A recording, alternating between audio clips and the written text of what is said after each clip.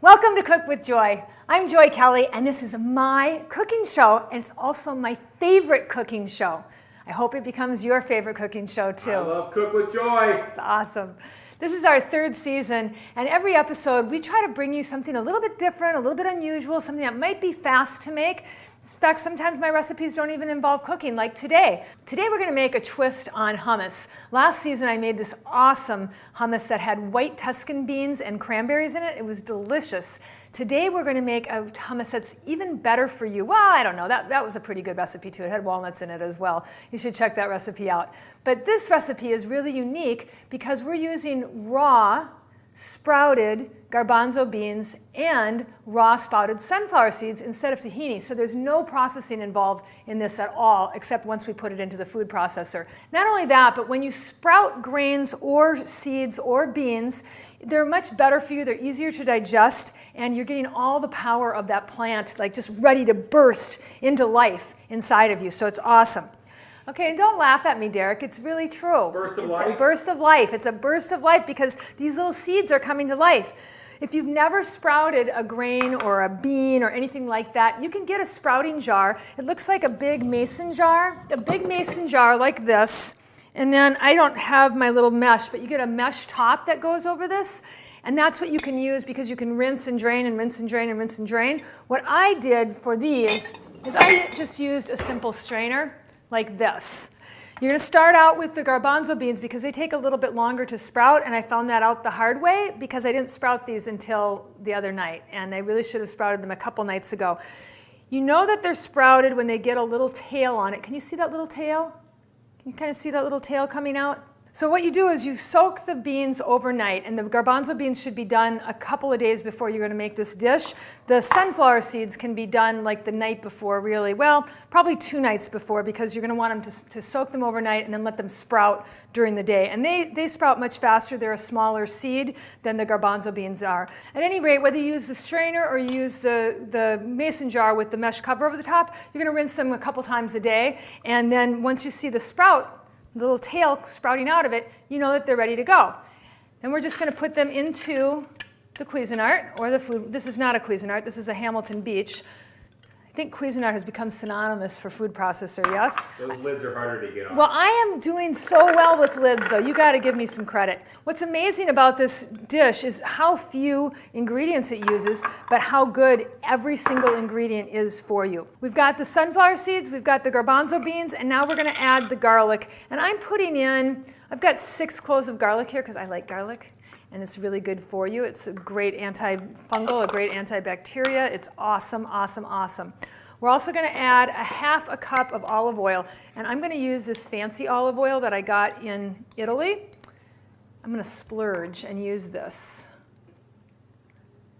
And that's way too slow, so I'm going to use some of my run-of-the-mill olive oil with it because it's taking too long. This olive oil was so amazing. We had this at an amazing restaurant in Venice. They had art from Murano there. They served all of their sparkling water in bottles that were actually made on Murano. It was awesome, super cool, and we just had to have this bottle of olive oil. We had my birthday dinner there. It was a lot of fun. I think it was called Bistro de Venice or something like that, but it was fabulous. If you get a chance to go there, you should.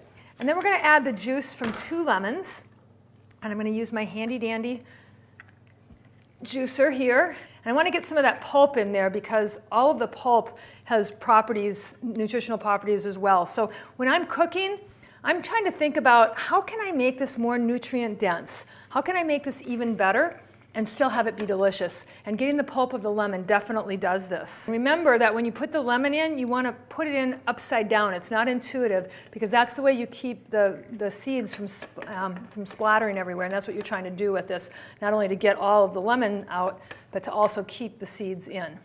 Voila! And then we're going to add 1.5 teaspoons of ground cumin. And this is not a pregnancy test. Are you sure? I'm pretty positive. Is cumin pregnant?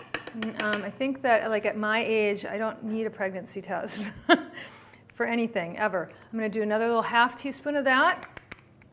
And the last thing I'm going to add is some salt. Just a touch of sea salt.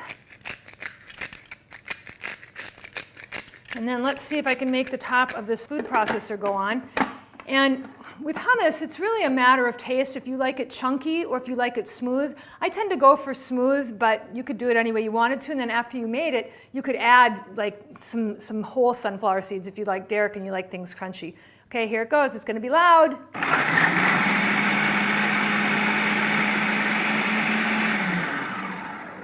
Let's have a look. Still a little bit chunky, chunkier than I would like. So I'm going to blend it up a little bit more, but ooh, that smells so good. I wish, do you think that they'll ever have a camera that will allow people to smell things? 4D. 4D? Do you think that'll happen? Sure, why not? I mean, it should. Now they're making things that they're three-dimensional printers that they can print food. I don't understand how that works, but I guess it's a real thing. Okay, I don't think I would eat that. I think it's really true. You don't want that sprouting inside you. Hold on.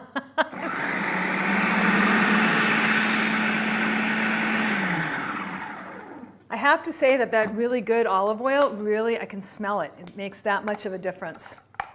Okay, oh my gosh. Wow, that is terrific. T-E-E-R-R-I-I-C-C-C. That's how I spell it. And we're going to put it into a pretty bowl and serve it with some gluten-free chips and maybe some crackers. Is that the same plate you used earlier? Well, I use these plates a lot because I like how colorful they are. And they're also very durable, so if I have rowdy guests and they throw them on the floor or drop them, they don't break very easily. This smells so good. I am really impressed with myself right now. A friend of mine, Sharon Broberg, gave me this recipe. She was a Toastmaster friend of mine, and she brought it to Toastmasters for snack.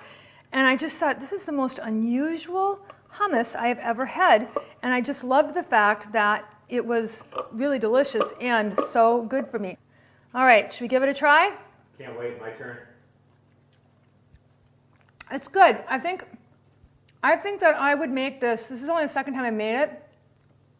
This would be made better in a blender, I think. I think it would get the sunflower seeds a little bit smoother, but it's pretty delicious. I'm going to be anxious to see what you think, Derek. Ready. Okay. All right. That's a wrap on this episode of Cook with Joy. We hope that you join us next week, because I don't know what we're going to be cooking, but it's going to be really good. See you then.